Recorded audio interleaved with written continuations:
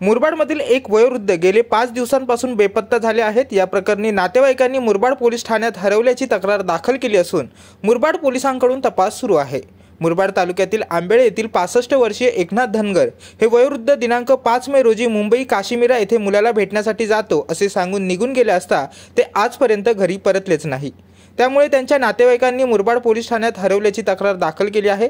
याबाबत जर कुणाला काही माहिती असल्यास त्यांनी मुरबाड पोलिसांशी 0252422233 आणि 9011368316 या क्रमांकावर संपर्क साधावा असे आवाहन मुरबाड पोलिसांनी केले आहे। जीवन शिंदे, जनशक्ती, मुरबाड।